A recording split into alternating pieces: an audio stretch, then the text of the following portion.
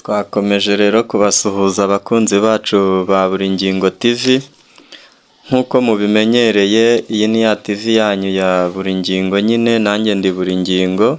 Ingingo ya mbere tugiye kubagezaho ni ingingo ya fata ku mavuta. Fata ku mavuta ubu ngubu ni menya ahari ari fata ku mwaka, kuko ibyo ntabwo bimeze neza. Ubu tuvugana turi ku rukiko aho yaje kuburana. Kamera zacu kuri Buri Ngingo ubu ngubu rwose twaziteretse, ziri kurekodinga ibintu byose, zifata amashusho n'amavideo byose. Ingingo ya kabiri turabagezaho, ingingo ya kabiri ni Muheto Divine, muzi nka Miss Rwanda wa 2022. Tudatinze rero kaduhere kuri fata ku mavuta. Fata ku mavuta ubu ngubu ari mu maboko ataraye, amaboko twavuga ko atamushimishije rwose.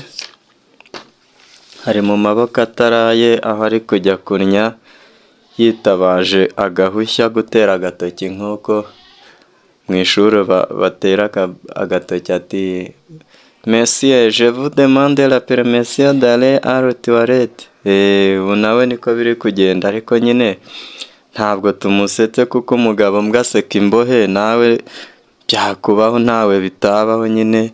Gusa none igitangaje kuri fata ku mavuta nuko ubu ngubu rwose ibipimo biri kumupima, bigatumba bigaturika, bagasanga rwose bakamwitiranya na ba bavandimwe bacu bo muri Jamaica, bakamwitiranya n'Abajamaica. Ubwo rero tudatinze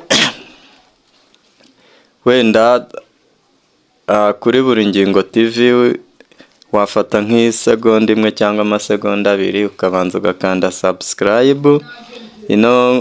Iki cyegeranyo cyaba kinagushimishije ugakanda like kugira ngo bigere ku bantu benshi. Murakoze rero, twakomeje twigire kuri Miss Muheto Divine. Uyu Divine rwose Divine yataye isaro muri Kigali, yataye isaro mu Rwanda, yataye isaro Isave, yataye isaro mu bamuzi b'aba diaspora, yataye isaro ku isi yose nk'umuntu w'umumisi. Rwose ntabwo yakabaye anywa dunda ubwonko. Ibi byo ni agahomamunwa noneho rwose. Sinzi uko ndabisobanura, ariko nawe rwose ni inkuru ubu niyo nkuru iri kuri trend, iri gutrendinga ahantu hose rwose. Wowe ntiwihutisha ino video, tega amatwi wumve. Gusa Miss Muheto, ino nkuru ndayiherahera.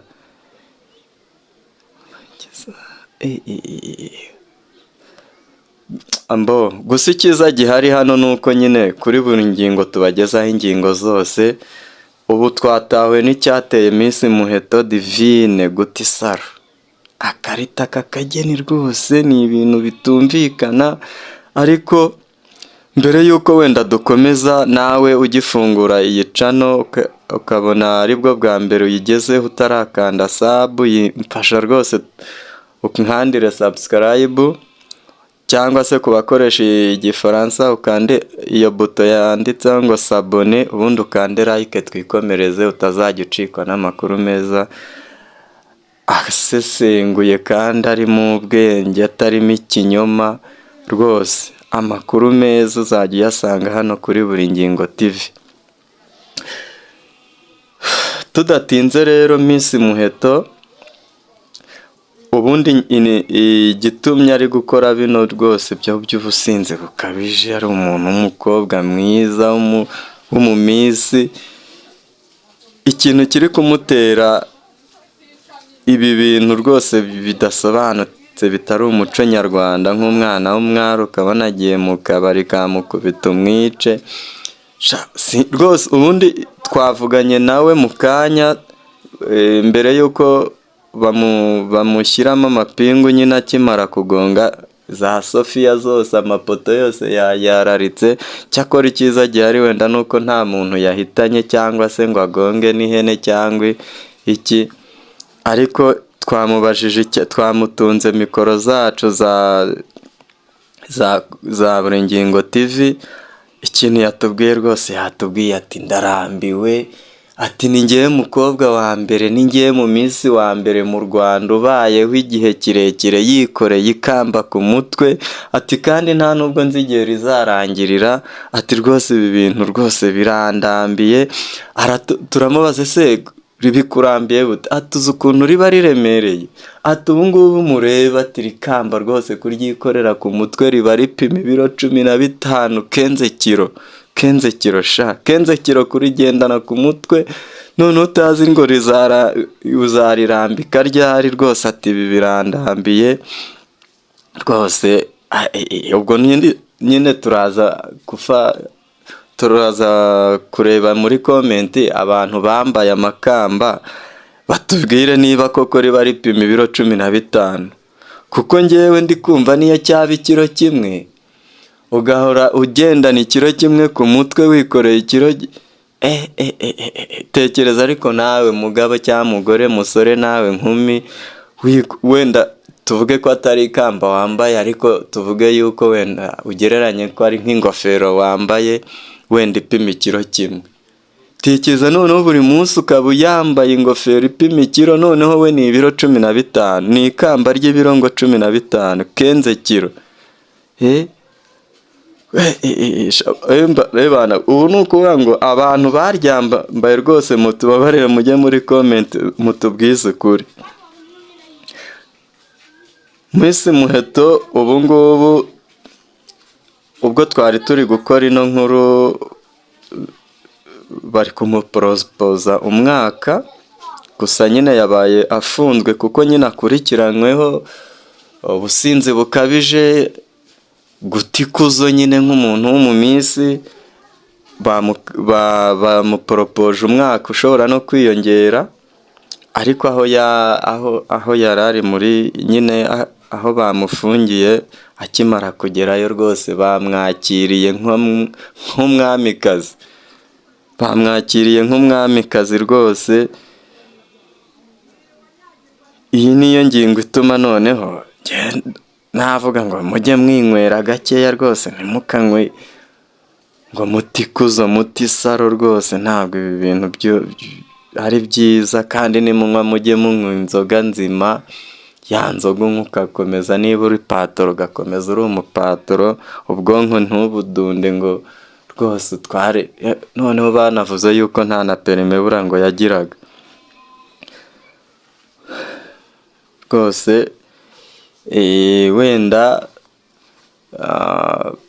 ubu ngubu nawe ari mu maboko ataraye nk'uko mubyumva, ari mu maboko ataraye, ari mu maboko y'abashinzwe umutekano. Ubu nawe rwose ari kujya kunya bisabiye uburenganzira, bisabiye uruhushya.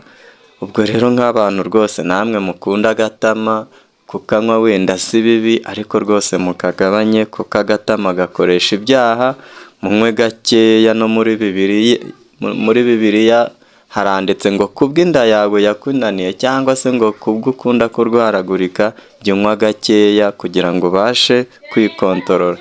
Turabashimiye rero abo twabanye muri iki cyegeranyo cy'uyu mugabo bita Fata ku Mavuta. Ubu nyine ntabwo ari Fata ku Mavuta nyayo, wenda ubu ni Fata ku Mwaku, yafashe ku mwaku, ariko ntabwo ari byo tumwifuriza.